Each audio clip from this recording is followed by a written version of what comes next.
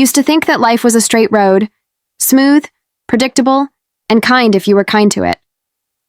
I used to believe that love could heal everything, that people meant what they said, and that promises had weight. But that night, everything I believed in broke quietly, like a glass slipping from my hand in slow motion, shattering before I could even react. My name is Emma. I'm 27, and I used to smile at everything. The morning sun, the smell of coffee, the laughter of people on the street. Now, when I pass by the same coffee shop, I just lower my eyes. People say heartbreak makes you stronger, but they never tell you that before it makes you stronger, it breaks you in ways you didn't know you could be broken. I met Daniel 3 years ago at my cousin's wedding. He was not the kind of man who stole attention instantly. He was quiet, almost too reserved, but he had the kind of eyes that listened. We danced that night, not because I wanted to, but because he asked so politely that saying no felt wrong. And when I looked at him under the soft lights, it felt like maybe life had introduced me to the person who'd finally stay. We spent hours talking, about books, about childhood dreams, about how he wanted to open his own business someday. He told me he wasn't perfect, but he would always be honest. I told him I didn't want perfection, just consistency. We both smiled. And for a while, it seemed like the universe smiled back. Weeks turned into months, and Daniel became my safe place. The world outside could be chaos, but his voice on the phone, his good morning texts, his presence, they all felt like shelter. My friends teased me for falling too hard, too fast. I didn't care. I had been lonely for so long, and he made me believe that maybe I wasn't hard to love after all. Then came that night, the night I stopped smiling. It wasn't dramatic like in movies. There were no storms, no shouting, no shattered plates. Just silence. Cold, heavy silence that stretched across my apartment like fog. I had spent the whole day cooking his favorite meal, pasta with white sauce and extra garlic bread. He'd promised he'd come by after work. I lit candles. I even wore the blue dress he once said made my eyes look like the ocean. He didn't come. I waited until midnight, staring at my phone. No call, no text. The candles burned down. The food turned cold. By 2 a.m., I called him. No answer. By 3 a.m., I stopped trying.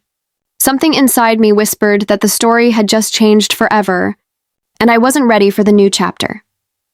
When I finally slept, my dreams were filled with his voice, and when I woke up, my pillow was wet. The next morning, I got a text from him. It wasn't an apology.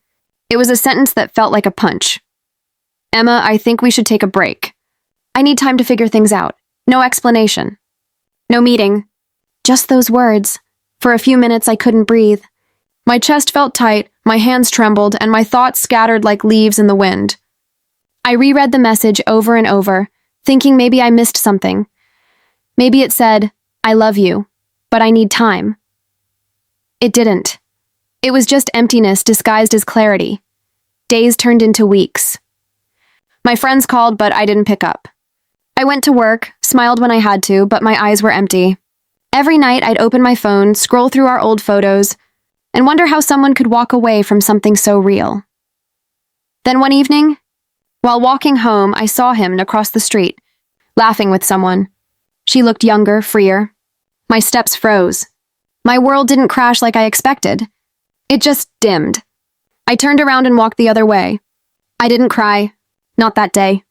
The tears came later, quietly, when I lay in bed staring at the ceiling, realizing he had moved on, and I was still stuck in the same memory. That was the night I stopped smiling. Not because I hated him, but because I stopped recognizing myself. I had become someone who waited for messages that never came, who replayed conversations, trying to find where she went wrong. But life, cruel as it was, doesn't pause for heartbreak. Bills still had to be paid. Morning still came. And so I learned how to function with a heart that didn't feel like mine anymore. I started writing again.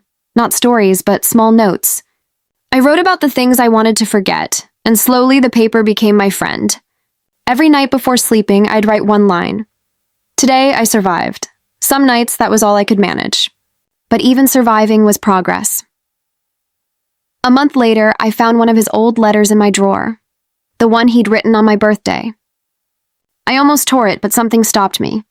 I read it again. He had written, "You make me want to be a better man." And I realized something that night. He wasn't lying then. But people change. Promises don't expire because they were fake. They expire because people evolve. Maybe he did love me once. Maybe he meant every word. But love that leaves isn't love that defines you. That realization didn't heal me instantly. Healing isn't cinematic. It's slow, messy, and full of bad days. But that night, for the first time in months, I smiled. Not because of him, but because of me. I had survived, and that was enough reason to begin again. It's strange how life continues even when you don't feel like following it. The buses still run on time, the neighbors still water their plants, and the sun still insists on rising. I used to hate the mornings. Every sunrise felt like proof that the world could move on without me. But slowly, I began to notice small things again. The smell of toast from the cafe below my apartment, the sound of children rushing to school, the warmth of the mug in my hands. Pain didn't disappear. It just started living quietly beside me. I decided one day to rearrange my apartment. It wasn't about decor, it was about control. I moved the couch away from the window where he once sat. I threw out the blue dress that waited too long for a dinner that never happened. I even painted one wall yellow. It was messy, uneven, but it felt like a new start. My friend Lily came over and laughed when she saw me with paint in my hair. She hadn't seen me laugh in weeks, and when she hugged me, I realized how starved I was for human warmth that wasn't followed by disappointment. Lily convinced me to join her at a weekend art class. "You need to make something, not just survive," she said. The first evening, I almost turned back at the door. The smell of paint reminded me of Daniel. He used to sketch quietly while I read beside him. But then the teacher smiled, handed me a blank canvas and said, "Just put whatever you feel here." I stared at the empty white for a long time, then dipped my brush into blue, the color of both sadness and possibility. That night, my painting looked nothing like art. It was chaos, strokes of anger, patches of light, lines that made no sense. But when the class ended, the teacher said softly, "It's honest. That's the hardest part." And for the first time, I felt proud of something again. Days passed. I began to find small routines. Morning coffee at the same cafe, reading in the park after work, a jog on Sundays. I still thought of him, of course. Healing doesn't mean forgetting. It means learning to remember without breaking.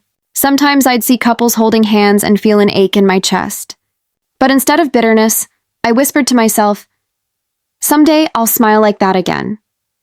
One afternoon, during art class, I met someone new. His name was Aaron. He sat 2 seats away and painted in silence. We didn't talk for the first few sessions, but I noticed his calm presence. There was something steady about him. Not exciting or dramatic, just quietly kind. One evening, as I was cleaning my brushes, he said, "Your paintings always have a lot of blue." I smiled faintly and replied, "It's the only color that listens." He chuckled and said, "Then I guess I should start using more blue too." It was a small conversation, but it stayed with me. That night, I wrote in my notebook, "Maybe kindness still exists in the world." It wasn't hope yet, but it was a beginning. A few weeks later, Lily dragged me to a small outdoor concert. The air was warm, the lights soft, and the crowd alive with laughter. For a moment, I forgot to guard my heart. When a song began about letting go of the past, I felt tears rise. Lily squeezed my hand. "You're doing better," she whispered. And maybe I was. The pain was still there, but it no longer defined every breath. When I returned home, I found Daniel's old scarf tucked behind a shelf. For a second, my heart stopped. The fabric still smelled faintly like him, coffee and rain.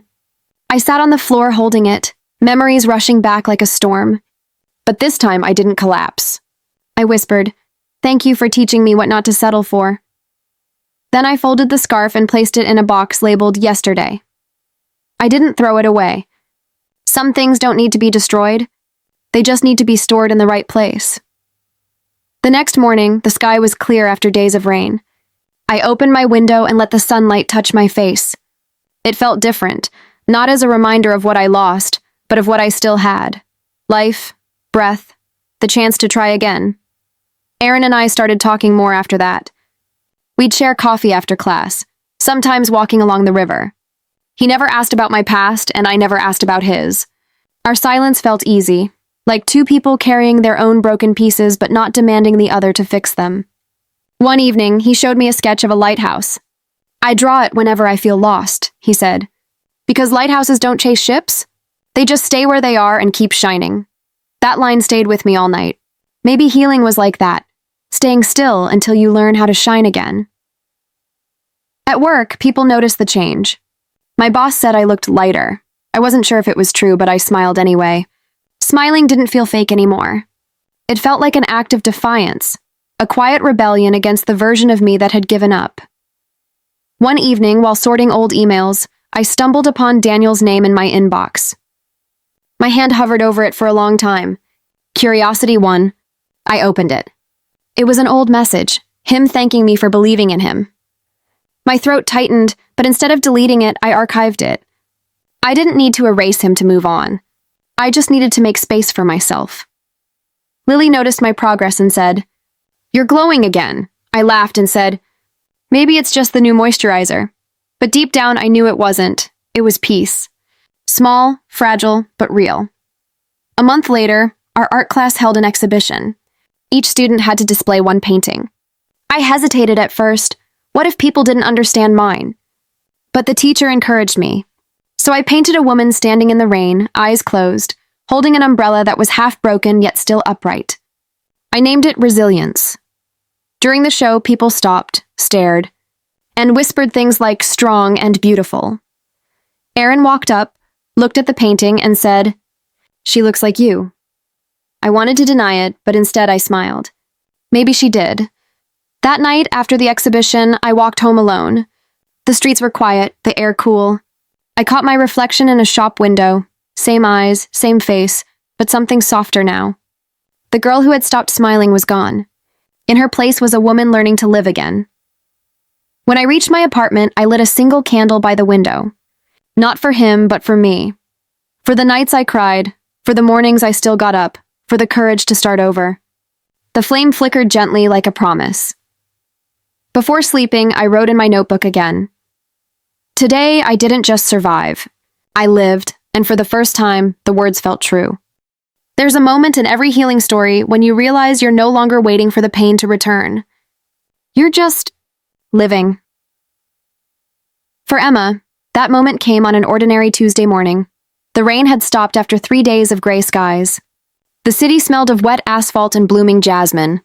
She stood by her window, holding her cup of coffee, watching sunlight slip between buildings. For once, it didn't hurt to feel warmth. She got ready for work, humming softly, an old habit she hadn't done since Daniel left. It wasn't a song of joy yet, but it wasn't sorrow either. It was somewhere in between, that fragile middle ground called peace. At the office, her coworkers greeted her with surprised smiles. "Emma, you look happy today?" she laughed. "Maybe I am." It was strange saying those words out loud. Happy.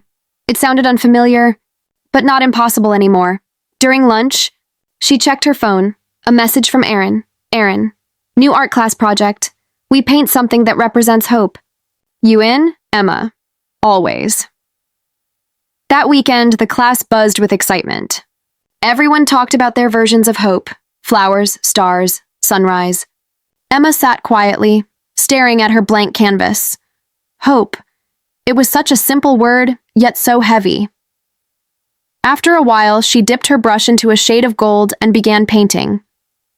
Not a person, not a place, just light breaking through clouds. Erin watched her for a moment and smiled. "That's beautiful." "It's not done yet," she said. He replied softly, "Neither are you." Something about that sentence lingered in her chest long after she went home. She wasn't done. She was still becoming. Weeks passed, and life slowly built its rhythm. Emma started journaling again, writing letters she never planned to send, to her younger self, to the pain she survived, even to Daniel. One night she wrote, "I forgive you. Not because you deserve it, but because I deserve peace." She folded the letter, burned it in a small dish, and watched the paper curl into ash. For the first time, her tears weren't from sadness. They were release. It was early spring when she and Lily went hiking in the countryside. Wildflowers painted the hills and the air smelled like freedom. As they reached the top, Lily turned to her and said, "You know, you're different now." Emma looked confused. "Different how?" "You don't flinch when people talk about love anymore." Emma smiled, a little shy. "Maybe because I stopped thinking love meant pain." They sat on a rock, legs dangling, the sky stretching endlessly above. Lily leaned on her shoulder. "I'm proud of you," Emma whispered. "I'm proud of me too." It was the first time she truly meant it. A few days later, Erin invited her to an art fair downtown. The place was alive. Fairy lights, soft jazz, laughter echoing between stalls. They wandered through the exhibits, stopping to admire paintings. At one stall, Emma froze. A familiar brush style caught her eye. Abstract strokes, dark blue and gray. The signature at the bottom made her heart tighten. Daniel. He was there. A few feet away, older maybe, his hair shorter, his eyes still the same calm storm. He turned. Their eyes met. Time slowed. For a moment, every scar, every sleepless night, every whispered why came rushing back. But she didn't tremble. Not this time. Daniel walked closer. "Emma," he said softly. She nodded, polite but distant. "Daniel." He looked nervous, searching for words. "I've thought about you. About everything. I'm sorry." She studied him for a moment. Not the man she once loved, but the memory she had already outgrown. "I know," she said. "And I hope you're doing better." He looked surprised. "That's it? You're not angry?" She smiled gently. "I was for a long time. But anger kept me tied to something I no longer belonged to." Erin walked up then, holding 2 cups of coffee. "Hey, you okay?" Emma took the cup and smiled. "Yeah, perfectly fine." Daniel looked between them, realization dawning on his face. He nodded slowly. "You look happy." "I am," she said. "Truly." And with that, she turned away, not in bitterness, but in peace. That night back home, Emma stood by her window again. The city lights shimmered like distant stars. She felt lighter, as if closing a book she'd carried too long. Erin messaged her again. "Erin, you handled that like a storm whisperer." "Emma, maybe I'm learning." "Erin, dinner tomorrow?" "Emma, yes." Her fingers trembled slightly before hitting send. But it wasn't fear. It was something new. Possibility. Dinner was simple. A quiet restaurant near the pier. Soft music, candlelight. They talked about art, childhood, dreams, and the strange comfort of starting over. At one point, Erin looked at her and said, "You have a way of turning pain into poetry." Emma laughed softly. "Maybe because I finally stopped running from it." He smiled. "That's brave." "Maybe," she said, "it's just being human." Weeks turned into months. Their connection grew, not rushed, not forced, but honest. He never asked for pieces of her she wasn't ready to give. He just stayed, steady and patient, like that lighthouse he once drew. One evening they painted together at his studio. Rain tapped softly on the windows. Emma painted 2 figures walking under one umbrella, half their faces hidden by light. Erin watched and whispered, "You know what I love about your art?" "What?" "It always leaves room for hope." She smiled, brushing a strand of hair from her face. "Because I finally found it." The next morning, Emma woke before sunrise. She went to the beach, the same one she once visited months ago when everything felt broken. The waves moved gently, the sky glowing pink and gold.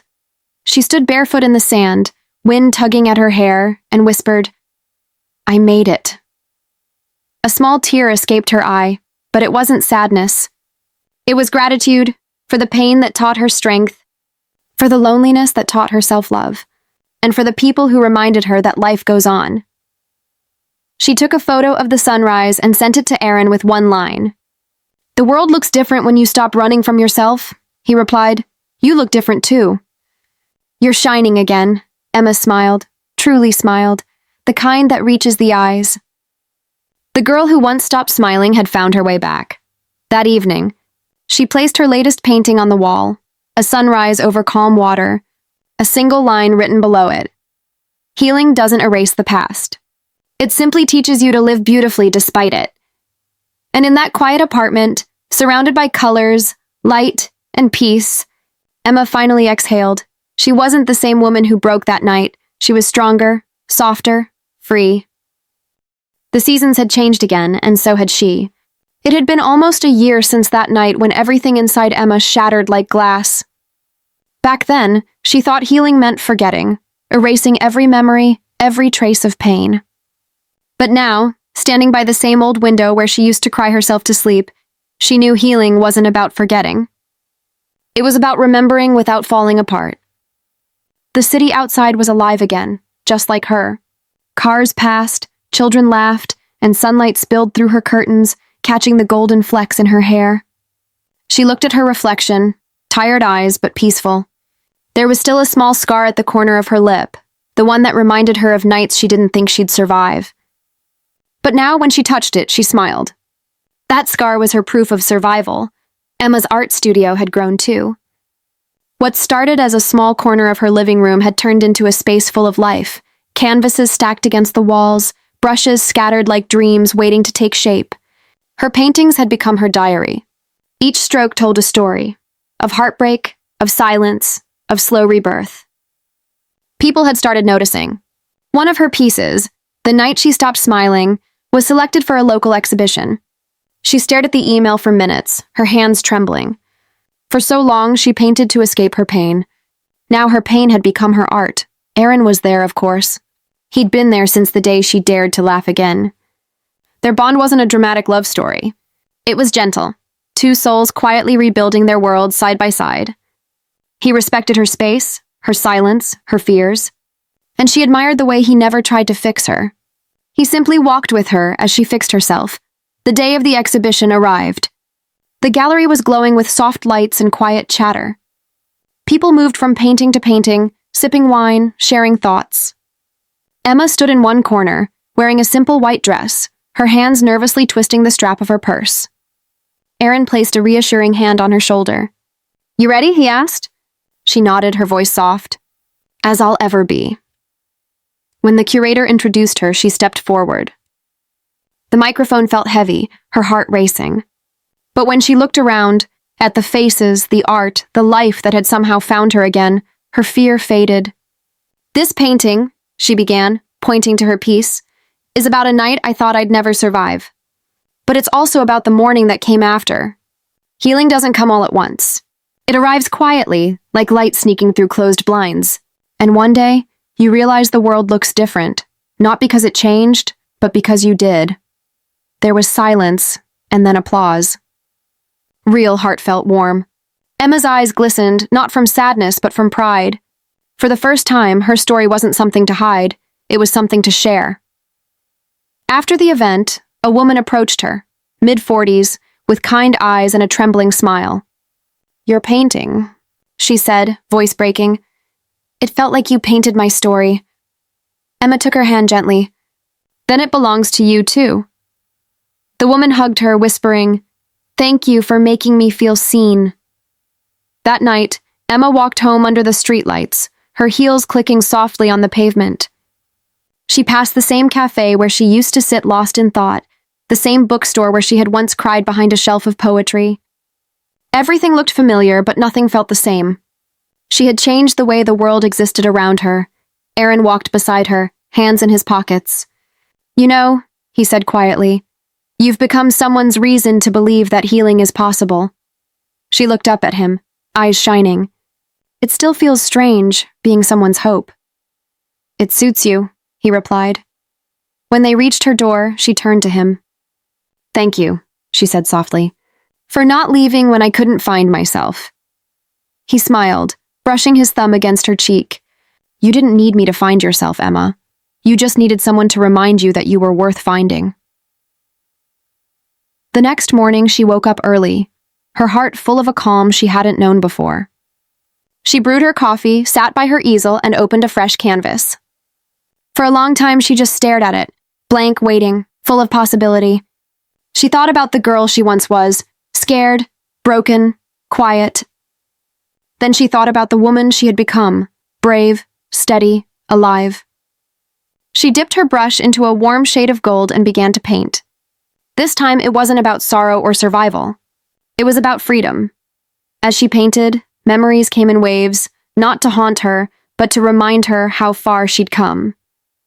The night she cried herself to sleep. The morning she chose to get up anyway. The days she smiled through tears. Every moment, every scar, every choice had built the version of her sitting here now, creating beauty out of what once hurt. Hours passed. When she finally stepped back, she looked at her painting. A woman standing on a shore, facing the sunrise, her reflection stretching across calm water. It was simple, but powerful. Underneath, she wrote the words that had carried her through everything. You can't control what broke you, but you can choose what you build from the pieces. Months later, that painting became the cover art for her first gallery collection, Pieces of Light. The opening night drew people from all over. Journalists, artists, and strangers gathered to see her work. But more than that, they came to feel it. Each piece told a part of her journey, from pain to peace, from silence to voice. During the closing speech, Emma looked around and said, "Every one of us has a night we thought would never end. But the truth is, dawn always finds us, even if we stop waiting for it." Her voice cracked slightly, but she smiled through it. The audience stood in applause, and she could almost hear the echo of her younger self whispering, "We made it." Later that evening, she walked out to the pier alone. The ocean stretched endlessly before her, waves whispering like old friends. She sat down, letting the cool breeze kiss her face. For the first time, she wasn't searching for meaning. She had found it, in herself, in her art, in the quiet way she had learned to love life again. Her phone buzzed. A message from Lily. "You did it." She started smiling again. Emma laughed softly, tears sliding down her cheeks. She typed back. She never stopped. She just needed to remember how. She slipped her phone into her pocket, pulled her knees close, and watched the horizon. The sky turned from gold to lavender, the first stars blinking awake. Somewhere in that vastness, she felt Daniel's memory settle, not as pain, but as peace. She whispered to the wind, "I forgive you. And I forgive myself." The words floated away, carried by the ocean, lighter than ever. That night, before bed, she opened her journal for the last entry of that chapter. The room was dim, the sound of rain soft against her window, the same rain that once drowned her. She wrote slowly, each word a quiet promise. "I thought the night I stopped smiling was the end of my story, but maybe it was just the beginning of who I was meant to become." She closed the journal, placed it on her bedside table, and turned off the light. For the first time in forever, she slept peacefully. No nightmares, no restless thoughts. Just calm. Outside, the world kept spinning. Storms came and went, seasons changed, hearts broke and healed. But inside Emma's heart, there was only light, because she had learned the most important truth of all, that even after the darkest night, the soul remembers how to bloom, and somewhere, beneath the quiet hum of the universe, a smile returned, soft, steady, unbreakable.